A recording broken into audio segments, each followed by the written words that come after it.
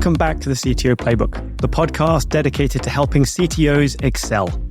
In this episode, I'm speaking with Roman Labunsky, co-founder and CTO of Copperhelm, a very early-stage cybersecurity startup based in Israel, about his fascinating journey leading software engineers in a military tech unit in Israel during wartime, to applying those lessons in the startup world. We explore how to build onboarding and handover processes that work under extreme constraints, the importance of adapting delivery methods for maximum efficiency, and why starting simple is key to scaling effectively. If you're looking to refine your playbook for high-pressure leadership and sustainable growth, you won't want to miss this episode. I'm your host, Adam Horner. As a coach for new CTOs navigating their first leadership roles, I empower tech leaders to break free from the daily grind of crisis management and build the skills to lead with confidence and purpose. Many CTOs I work with are former engineers who were promoted into leadership and overwhelmed with constant firefighting, unsure how to communicate effectively with non-technical executives, and uncertain about their strategic impact. Drawing on over 30 years of hands-on experience, I provide practical, personalized coaching tailored to these exact challenges, helping CTOs shift from reactive problem solving to proactive, strategic leadership. My coaching helps each CTO forge their own path for growth, allowing them to delegate confidently, align engineering with business goals, and step into their roles as trusted, respected peers at the executive table. This podcast is my way of giving back to the communities of CTOs that have supported me over the years. And between me and my guests, we cover crucial topics for CTOs, providing insights, strategies, and practical advice to help you build and refine your own playbook to excel as a CTO.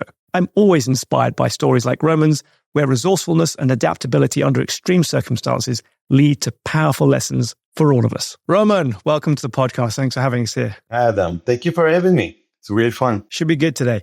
So you've got a bit of an incredible journey getting to here. So you've been in startups for a while. You're working in a startup at the moment, but what we want to talk about today is a really incredible experience working with the Israeli military. Do you want to tell us a little bit about how you got to that stage and what happened there? Yeah, sure. So I started my career, let's say 20 years ago in the tech industry in Israel. I worked for RSA, the security company, for a year and a half in a technical role in software engineering. Then moved on to the storage space, worked for IBM for some time. Yeah. So two big names to start with then. Yeah.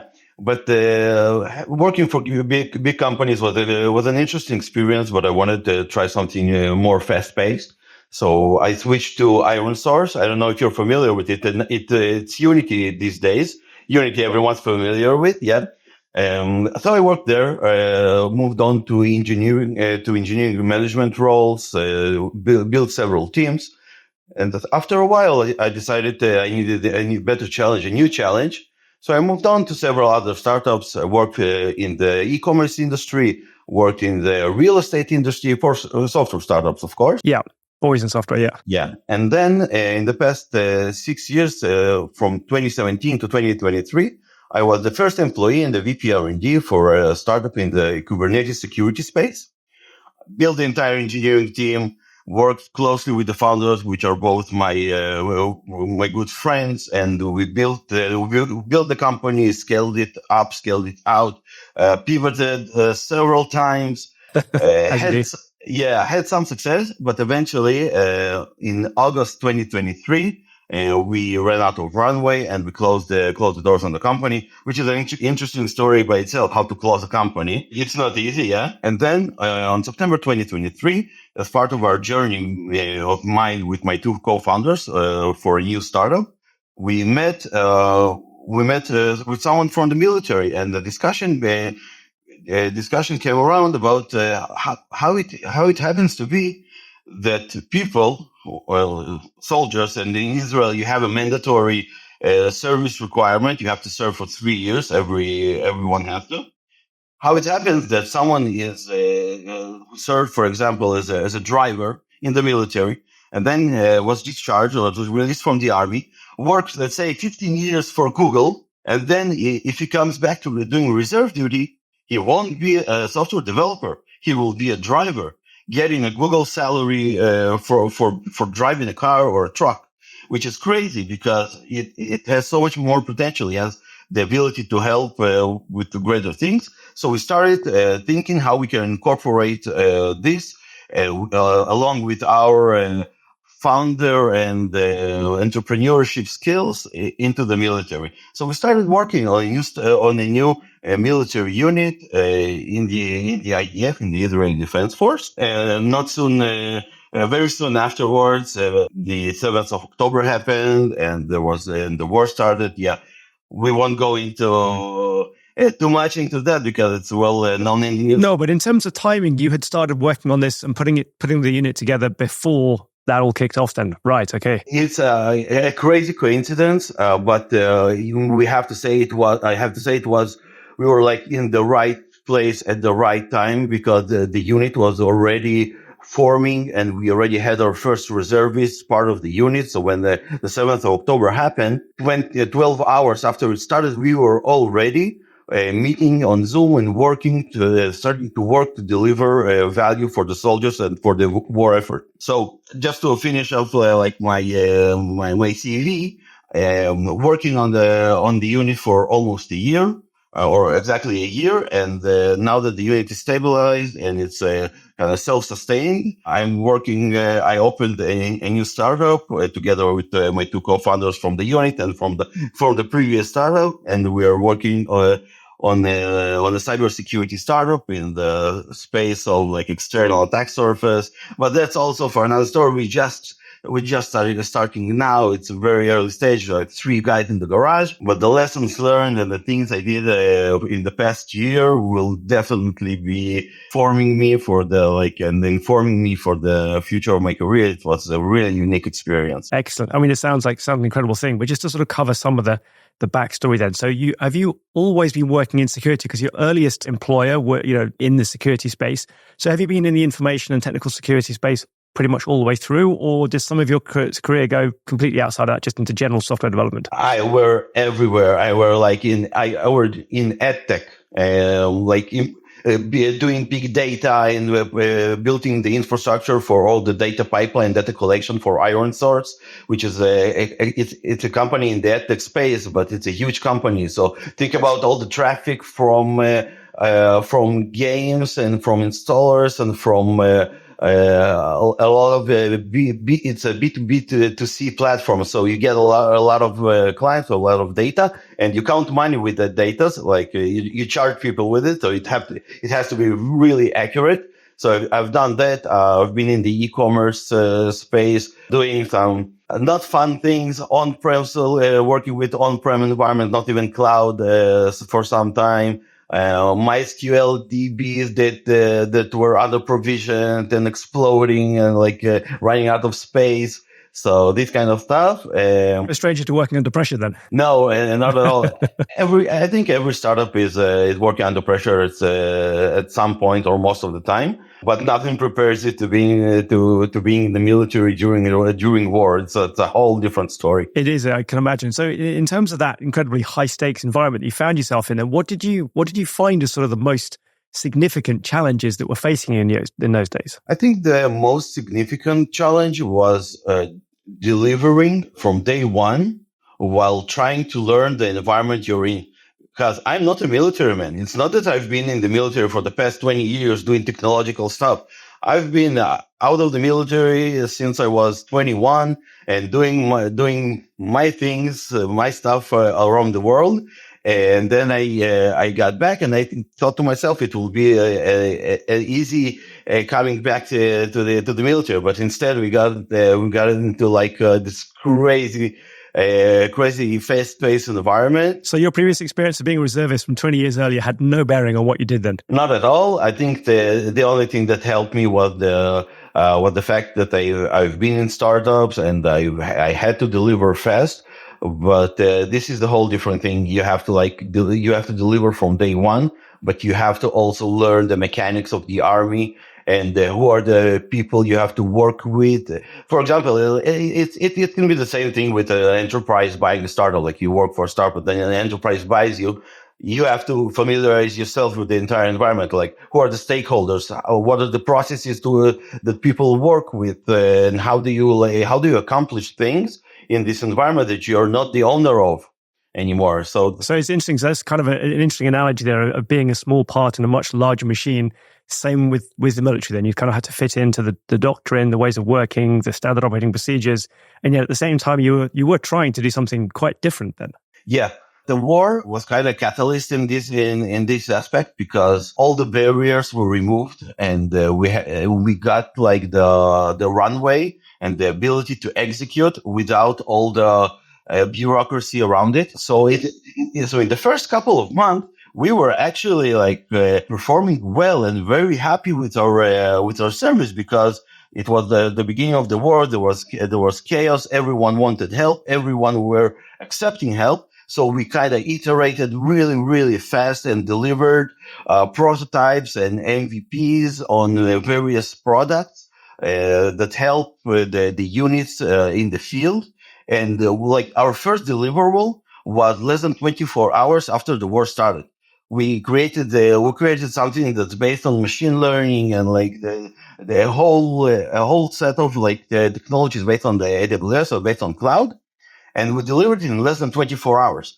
But as the war progressed and things became like people understood that it's going to be a long war and it's going to be part of our operating procedure from now on.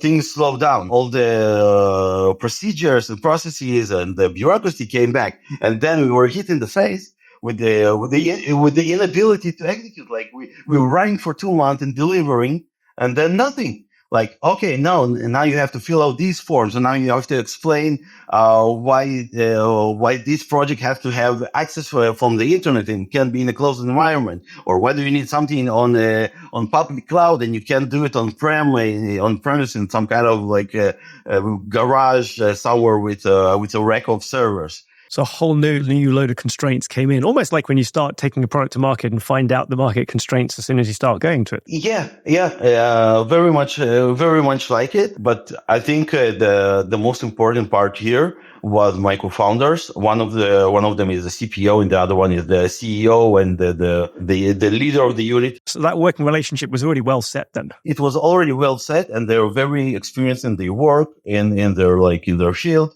So the most important part here, product work that allowed me to build the engineering team and to be able to deliver while they were opening the doors and doing the discovery work so that we will be able to deliver on the product. Yeah. That's fantastic. So in terms of pulling people together then, I mean, it can't be like normal recruitment where you can just go to the market and recruit people. So what was sort of the challenges you found in sort of finding the right people to work with you from the pool that you had available? So it's really interesting because unlike regular recruitment, you recruit someone to the military. Some of them are serving in reserves in other units, but other ones were discharged and they're no longer obliged to do anything. So they kind of ask them if they want to volunteer back to the military. And not everyone is so accepting of the military. Not everyone had a very good experience. So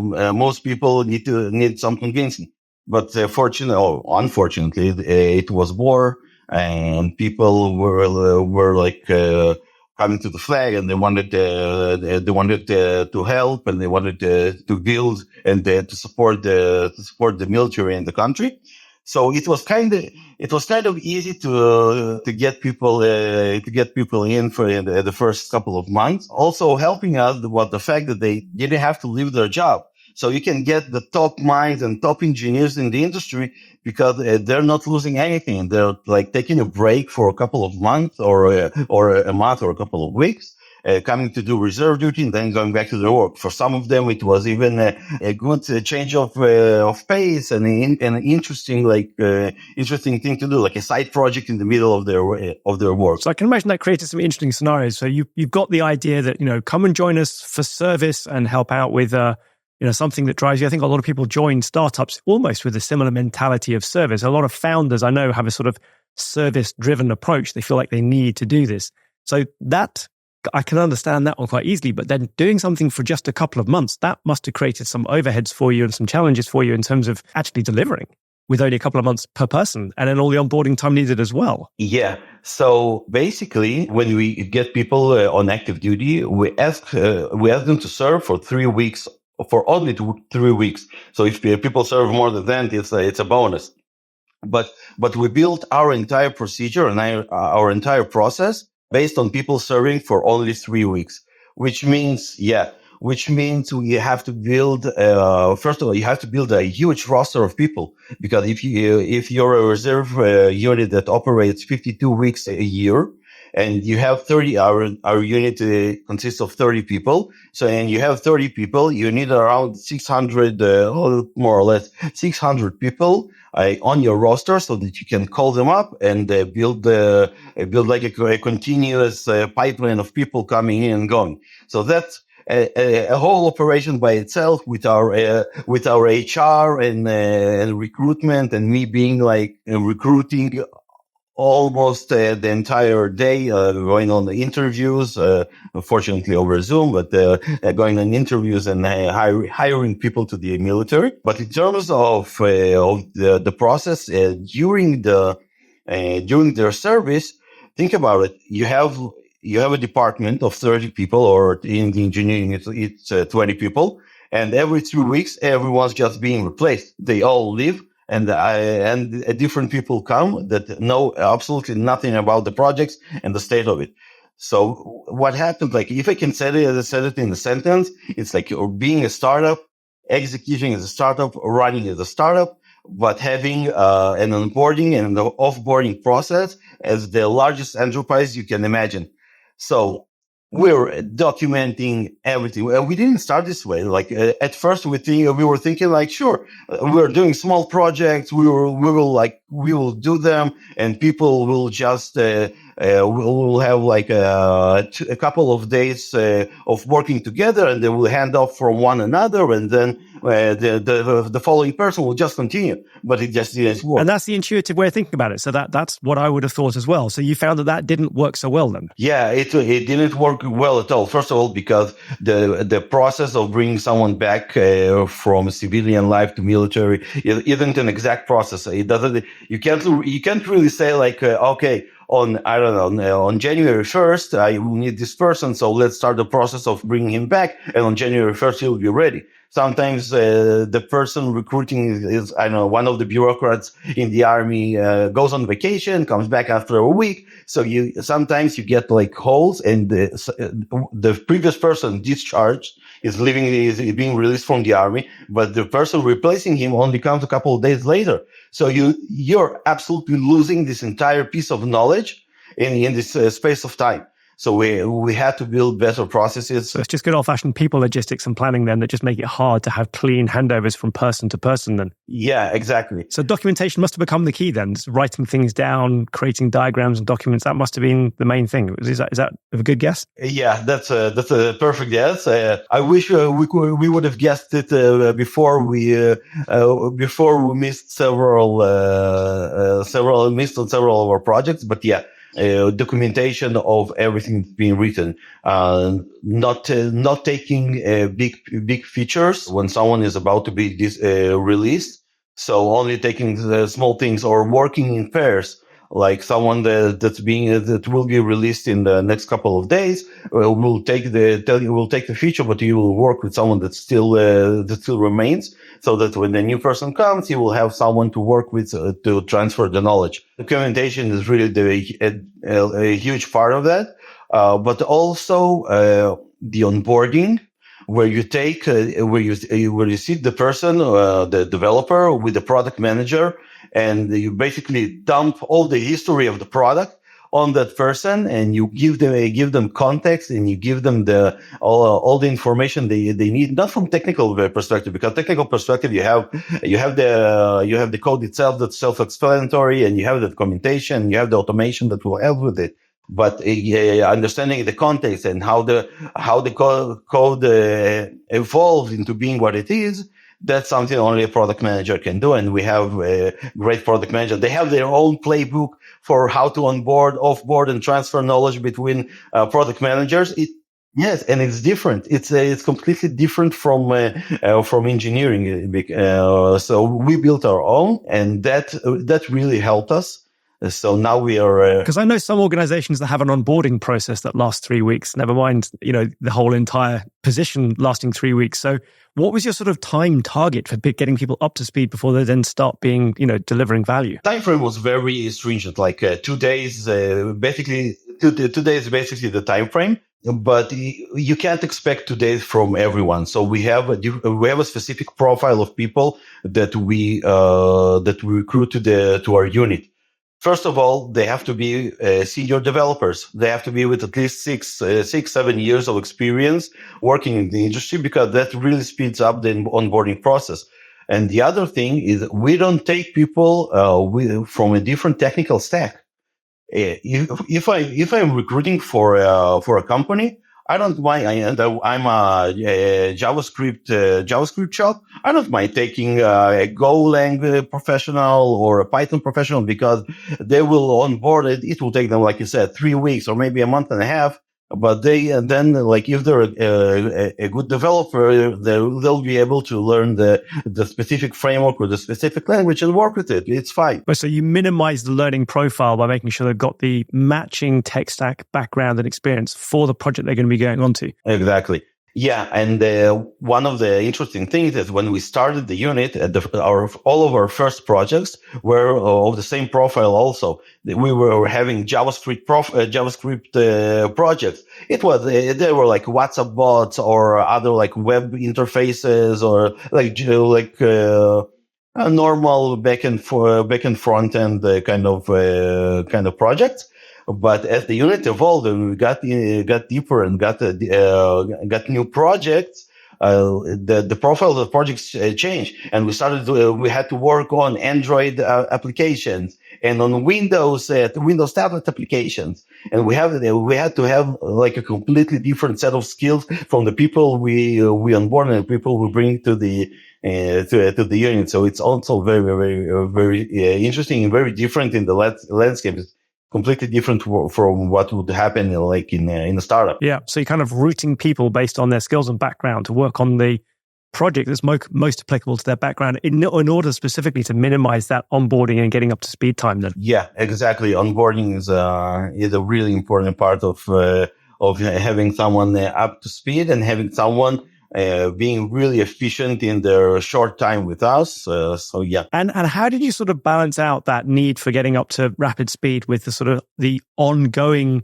delivery speed and delivery systems? Because in a typical organization, I would do a lot of things fairly manually and routinely first before we understood that is the right way to do it, and then begin to automate. Did you find that you needed to automate very early on in order to get that kind of efficiency quickly? So at the beginning, we didn't automate anything. Yeah, we were thinking like, okay, it's like a startup. People will set their environment on their laptop, and it will take them a couple of hours, and it's fine. Or the release process will be a bit clunky, and you have to do it partially manually, which is fine. But then after your entire department kind of changes over a couple of times, you understand that there's not a single person in the unit that knows how to set up an environment for your project, or how to or how to release to production. Then you say, okay, documentation is not enough, because the documentation of code is one thing, but the documentation of the release process and all the quirks and all the weird stuff and the bugs that happen during deployment, you can't have people get into that every time and again and waste a couple of days on, I don't know, configuring DNS or stuff that kind of breaks once in a while. So yeah, we have a DevOps team that's like a cross-functional. They work with all the projects, and they build the automation for the release processes, and we also kind of like trying to build the same process for all the projects as much as possible, like using a template, like a unified process, basically. Yeah, exactly, like a unified process for all the releases of all the projects. Of course, you can't do everything. You can't do everything unified way because different projects they have different needs. But you try as much as you can so that when people come and move between projects and come to work on different projects, they still get the same feeling. Okay, it's familiar. It may be a bit different, but it's still familiar. And the deployment process and the environment setup process is still pretty much the same. And that really helped us with both onboarding and being efficient during the deployment and helping us deliver really, really fast because the military is used to delivering a version once every couple of months, maybe 6 months. We were delivering it a few times a day, and we were iterating with our users every day. I can imagine that just creates a totally different process for speed. That's fun, though. So, and I guess the tension there is between sort of the military doctrine, which is slow, steady, and safe, and you guys, which are probably moving a lot more experimentally in terms of what was getting out there, but also because of that, more valuable because it was more timely. It's probably one of the only times I can imagine where the military really values timely things is during a crisis, unfortunately. Yeah, it's true. And it was so at the beginning. But as the time progressed, we also learned that what was in the first 2 months, it's not the normal. Like for us, the first couple of months of the war, it was the normal. That was like, okay, that's amazing. The military works really fast and everything. And there are no roadblocks and no processes. We can deliver as fast as we want. But then as time progressed and all the bureaucracy came back and all the processes we had to follow, we also had to learn and involve ourselves that this is the way it works, and it's fine. Even if we deliver on 50% of our normal speed or in a startup, it's still twice as fast or 4 times as fast as what the military can do. And we actually found it really valuable because we used that as a catalyst to change the processes in the military. We work with them. We work with the military units that are responsible for the military cloud or for the onboarding process, even for reservists or for everything, and fed back in exactly and help them build the process and improve their processes and speed because they had to work with us and we had to work with them. So we found a common ground, which was much faster for them and improved their processes as well, which is amazing. Yeah, who doesn't love a bit of automation? Oh, that's great, fantastic. So in terms of the onboarding process, then I think one of the things that I discovered during very rapid growth and high speed onboarding was that I effectively handed over the onboarding process to the people who were joining. So they would kind of hand over the onboarding process as part of what they were doing to the next people coming along. And so each person who onboarded went through it, obviously, but then improved it as they did so and then handed on to the next person because they were the best person to know about it. But I imagine that with 2-day onboarding and getting through that as quickly as possible, ownership must have stayed with you. Is that how it worked? I'm a big believer in not having ownership of anything. Like make myself redundant is one of my most important mottos,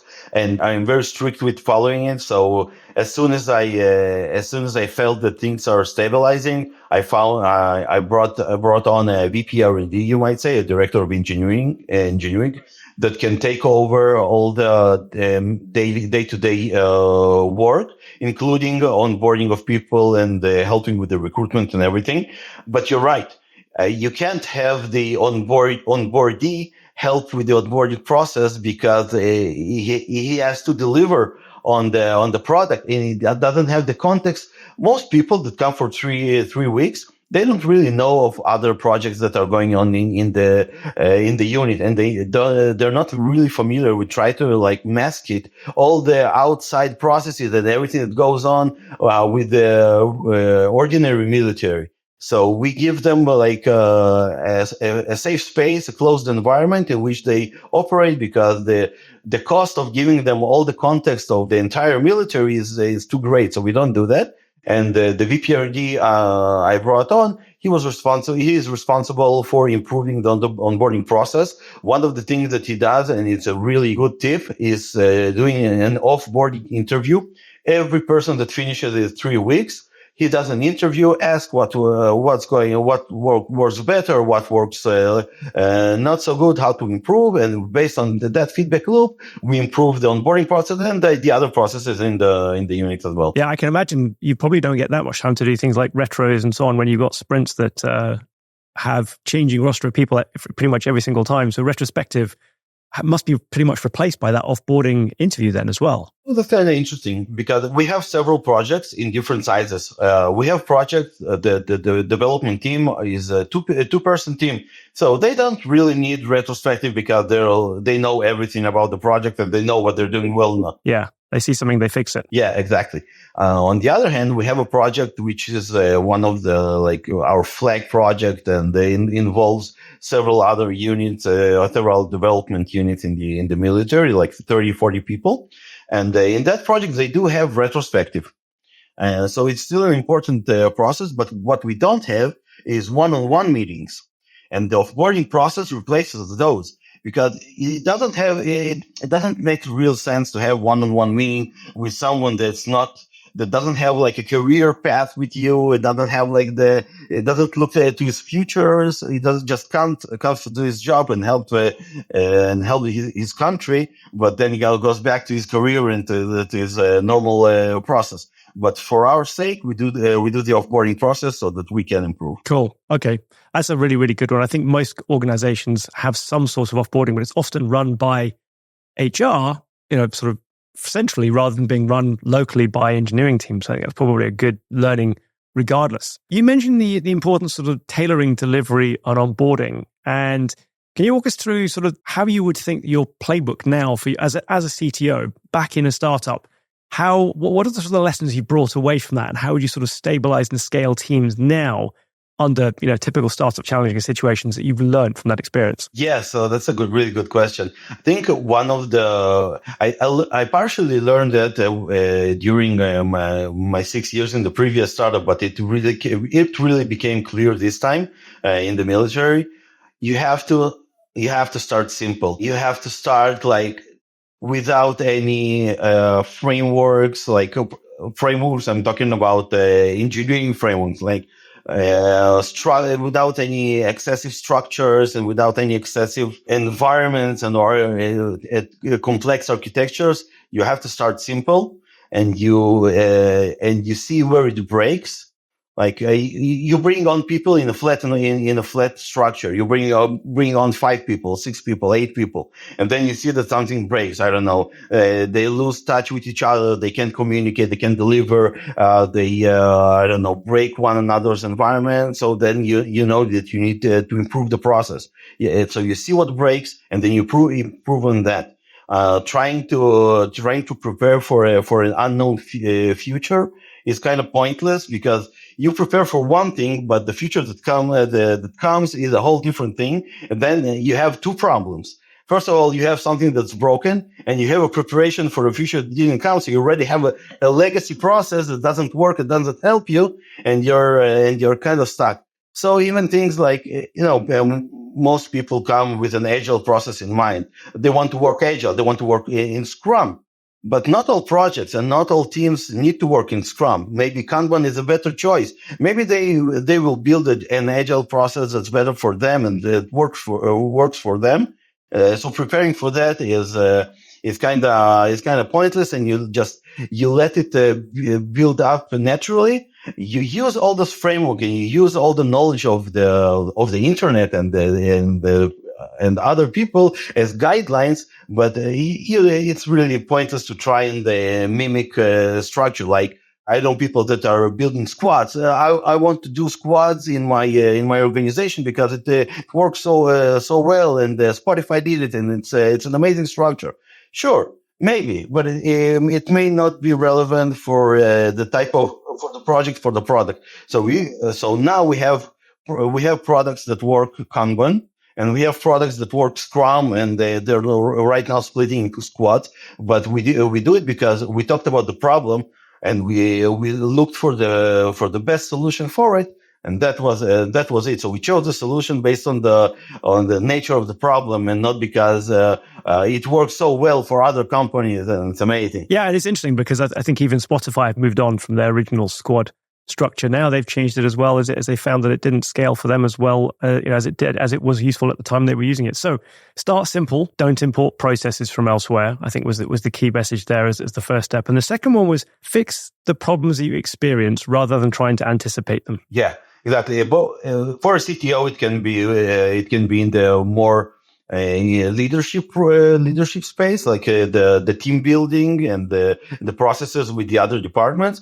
But it can also be in the technical space. So even building architecture, I remember when I started my where I worked in the previous startup in Day3, we decided that we will work with microservices because we're all familiar with microservices, and that's the perfect way to go. It will be easy for us.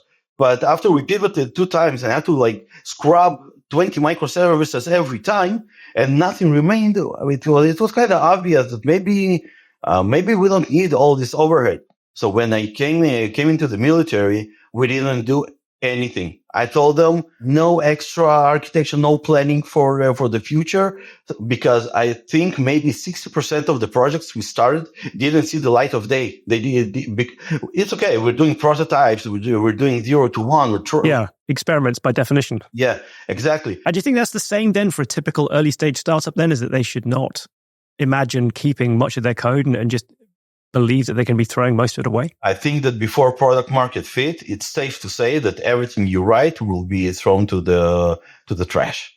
It's really safe to say. And even if it's not, let's say you write, you're like a three people team, and you write code for 6 months, then you hit product market fit, and the startup explodes, and you hire 20 more people. Those 20 people can replace everything that these 3 people write in a much better way in less than in a month. So keeping all this legacy code and trying to hold on to it and trying to predict how the product will look and behave is just a waste of time.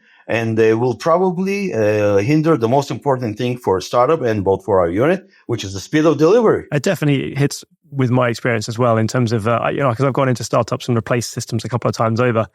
And exactly the same thing. When you build a team, you know what you need to do, replacing the existing system. Sometimes it can take a long time, but in terms of effort, not nearly as much as it took to put it together in the first place. I think that's a really good tip from your experience there. Let's talk tactical for a moment as well then. So in terms of building and creating an onboarding process, so you just talked about hitting product market fit, and then you need to bring a lot of people in. So in terms of the tactical approach you take to bring in people in and making that onboarding process really good, what would you do now that you've learned over the last year? So it starts even before onboarding. It starts with the recruitment process. If you need to hire 3 or 4 people, you can be really picky, and you can choose the perfect candidate for your company and for your culture. But when you're trying to onboard, for me, for the military unit, it was 600 people because we need to build the roster. So I needed to hire 600 people, and I need to interview each and every one of them. So I need to build the recruitment process. And you can't really do a proper recruitment process like you do in a normal company, where you have a 1-hour interview and then a 1-hour technical interview and then a 4-hour exercise and then some more HR interviews and having a process that takes a half a day or a day. You can't really do that because you need to bring on so many people. So what we did is we really, really slimmed down the process, and we kind of took on the risk. And I'm really, really glad that we did. And we're taking the risk. We're saying, okay, we will have some mistakes. We will have some recruitment mistakes, and we will bring the wrong people. But when we do it knowingly, we use their first time around, like the first 3 weeks, as part of a trial period. And our VP R&D and the team leads and everyone, you can call it like a 360 review, but everyone around that person will be mindful that this person is here for the first time, and he doesn't have a track record yet. So we don't know him that well. So it's not an exam, but it is an exercise in checking if there's a culture fit, if he's really as strong and compatible with the work we do. And if not, we will release that person and we'll tell them thank you. It was good having you here, but it's not a great fit, and we will stop it there. I see it happens in companies as well. They have like a 3 months trial period at which time both parties can kind of end the relationship without so many hard feelings. But having it in the contract is one thing. Having actually a look at the people coming in and being mindful of what they do and how they do it is a whole different thing. So the entire organization need to be aware that this person is let's say on trial, not in a bad way, in a positive way. We tend to call it a probation period, don't we, when we have it in the contracts? Yeah, exactly. And it's really important because if you want to onboard, if you want to bring on 600 people or even 50 people, you have to do this process really, really fast, and you have to bring all those people. You have to minimize the process as much as you can to scale. So deliberately take risks, minimize the impact of those risks. Use the probation period where you have them, where they're normal. Because in the US, for example, they're not normal at all to have probation periods. It's more like a fire at will, or hire at will, I should say. And then, but you say it's the whole organization that's aware of this approach, this strategy for bringing on people, even if they're not a perfect fit, to try out and see how well they fit. Do you think that'll work well in a commercial environment? I think it can. But I think the price of mistake is higher in a commercial environment, but yeah, it really depends. It depends if you're in hyperscale and you have to scale your operation from 50 to 100, and you want to do it not in 3 years, and you want to do it in I would say in half a year or in 1 year. You have to make sacrifices. You have to do it this way. But I think it can work. It doesn't have to be this kind of this slack of the interview and the recruitment process. It can be something in the middle. Another thing that you can do that we didn't really do in the military because we didn't have a lot of time together. Me and my VP R&D, I didn't know him that well. Is to delegate the process.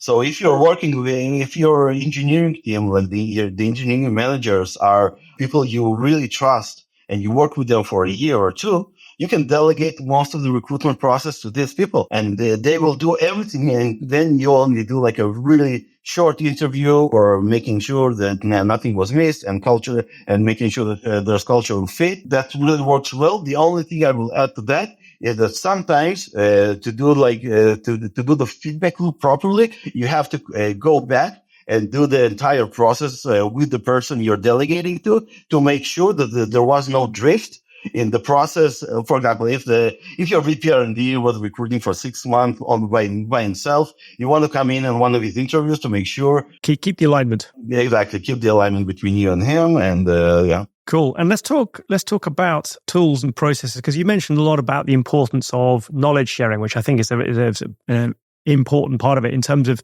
documentation for onboarding and also doing that offboarding interview. Obviously, we shouldn't go into the tools and techniques that you used in the military unit, but in terms of what you would do now, in terms of documentation maintenance and documentation storage in a startup environment, are there any sort of tools or platforms that you would recommend, particularly based on your experiences? So that's a really hard question, because I'm not the one who needs to choose the frameworks or the tools. The team has to choose the tools that best fit their needs. And for example, for both offboarding and onboarding, we started with an Excel in the unit, and then we moved on. Yeah, then we moved on to Commit, and using Trello for the recruitment process, and using Commit for CV handling and the other processes.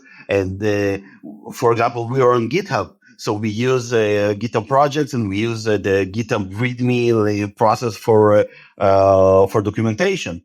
But it really depends on the team itself and where they work most. I know some people use Slack and the history and the search capabilities of Slack to help with documenting decisions and the process of working on features. And other people use Notion, which is an amazing tool for documentation.